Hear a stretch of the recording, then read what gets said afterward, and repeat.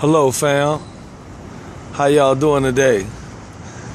This is day like 32, 33, out here today at the Israel Augustine Jr. Criminal Justice Center. We've been out here for like 30 something days consecutively, and we still have strong morale deep behind the enemy lines. Fam, I've been seeing a lot of stuff on these threads that I want to address regarding race relations.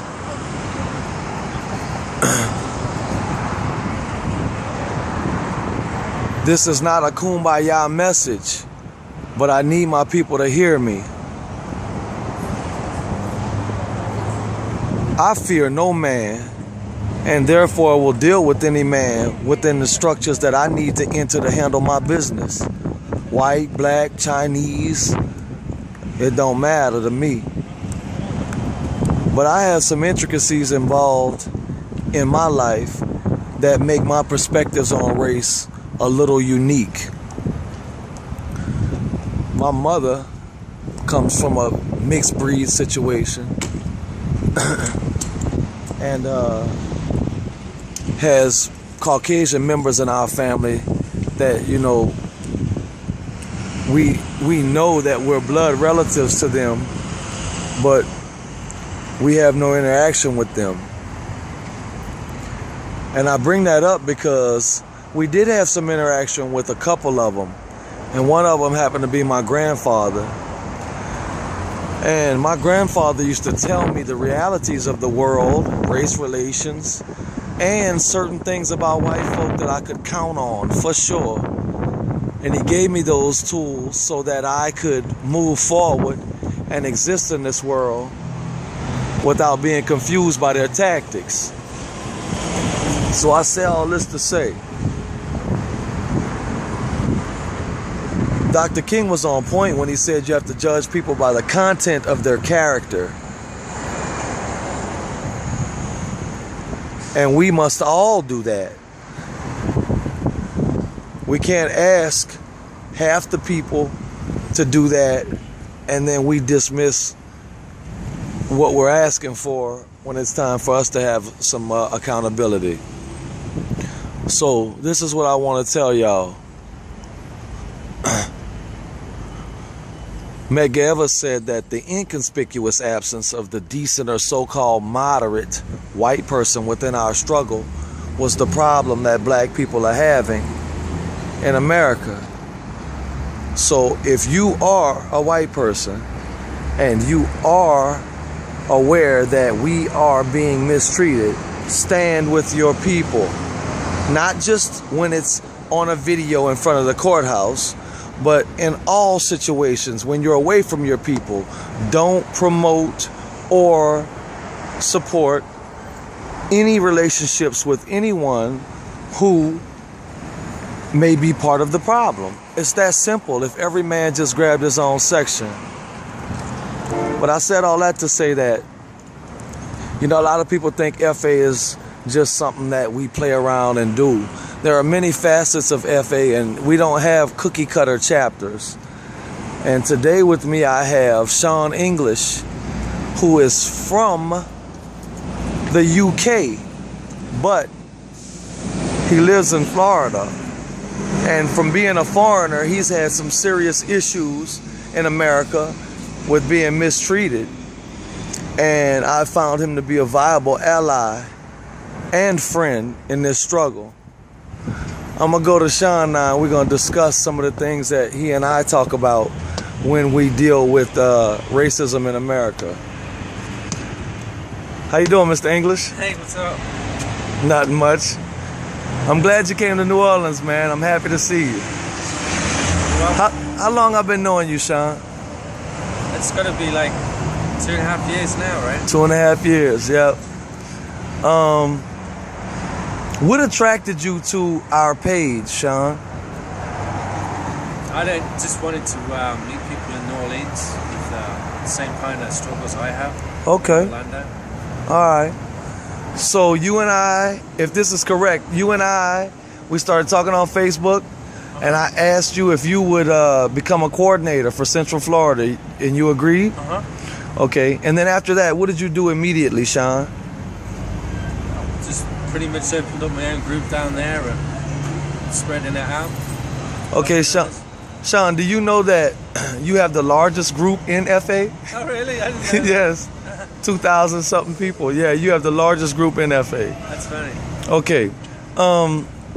Sean, can you discuss with us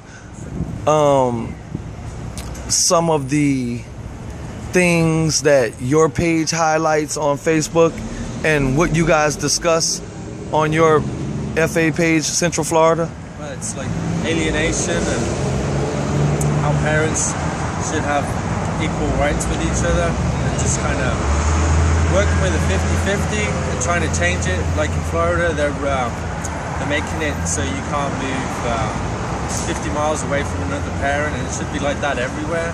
You know? So just talking about change. Okay. How, other countries do things, get ideas. Okay. All right. So,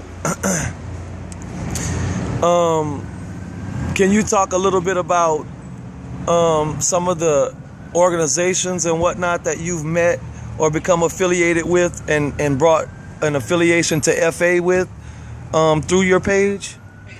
Well, it's a lot of pretty much fathers talking about other things, you know, how their case is going and how we can guide them through things and put them in the right direction.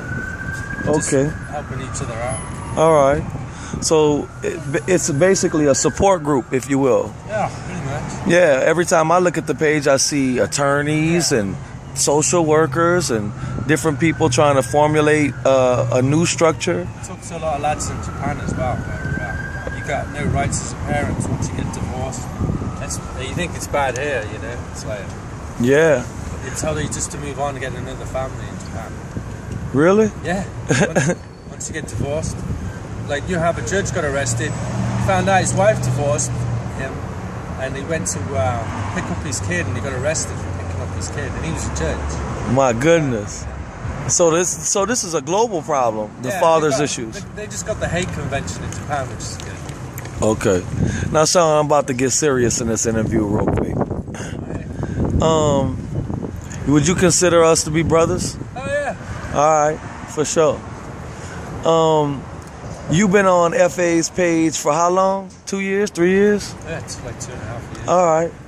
And you see all of the posts that I post, right? Yeah. Okay. Do you understand those posts? It's just about how you have different people and how it shouldn't be that way. You know, it should just be like everybody working together instead of where you have it here in America, where it's like divisive. Like people get put into pockets. You know? In Europe, it's like everybody's in the same pot. You know? But over here, they put you in labels. They put labels on you. Oh, okay. Can you elaborate on that? Well, like in England, you have like everybody gets a good education, and I think education is the best way to go in any society. But over here, you get bad areas, and they get the worst schools. So like, how do you ever get built up? Yes. You have the worst schools instead of everybody having a centralized education, where you're not having, you get people going together instead of separating people. You get, you know, just a bad system, and it's just education is everything. So if you have a bad education, then you have a bad society, and then it never gets any better. Okay. One time you and I were talking, Sean, and you mentioned to me, like, I had said something about, oh, that white dude, and you were like, why'd you say that? And I said, well, because I was identifying him, and you said that in London y'all don't do that.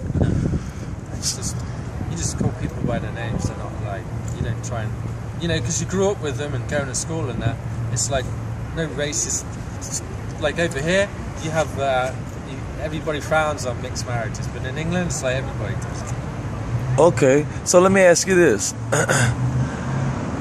It's very common in America that we'll say, oh, Jerome, the black dude. You guys don't use color or to distinguish people? Not really, no. Okay, let me ask you this. I'm just gonna be blunt and ask you a question, because I have a lot of people that come on my page and they don't understand the intricacies of some of my statements. And I just want to ask you, do you think that I'm a racist? No, I don't think so. Okay. And we're friends, right? yeah, you and I would hope so, Right. because that's what we are.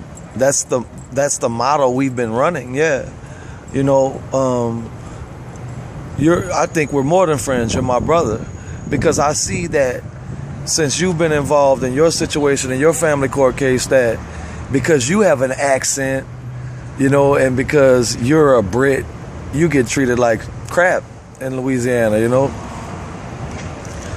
And so I think that's what fuels you to be able to understand where I'm at, whereas opposed as the average white boy from America, he thinks the things I'm saying they're fictitious. You know what I mean? I hear you. For sure. How do you like our city? I love it. I think it's beautiful. New Orleans is a beautiful place, isn't it? Yes. Right. Does it the age of some of the buildings and whatnot, does it remind you of Europe a little, maybe? Yeah, a little bit. Yeah. I was in Savannah and it was a lot like it. Yeah, Savannah. Yeah. Yeah, Savannah is a clean New Orleans. Yeah, it's like New Orleans light. Some parts of Mobile, some parts of Charleston. Yeah, New Orleans light. I can rock with that. Yeah. So, first of all, Sean, I want to thank you for taking the initiative upon a conversation to create what is now Fathers Advocacy Central Florida. And for all of the tons of connections that I've got with attorneys and people within family court structure and from different states, to where I was able to advocate and help clients in different, areas. And I collected a third of my database from that page dealing with you. When I was dealing with Tommy Noodles and on the radio in Boston and able to get all those contacts on the East Coast in New England, that was because I met him with the structure you created on FA Central Florida. So what I want the people to understand from this, first and foremost from this interview is, man, any white people that I deal with on a daily basis, they understand what I'm saying, and they understand that this shit is real out here, and they see the double standards that I'm speaking of. And the only reason why I speak in such an extreme tone is because people don't want to discuss the pink elephant. We're just going to not act. We're going to act like, none of my issues are real. So with that, I feel like I need to, put some fire under the pot. Let's get it cooking. But Sean, I want to tell you thank you, man. Hey, you welcome. And I appreciate you for coming out and standing with us against injustice in New Orleans, for the Glover family and for the Sip family and for Michael Brown and Trayvon and for your family and my family. And we're going to close this interview. All right. All right, fams. You want to give a shout out to Paul? Yeah, right. Hey, Paul. Hey, Paul.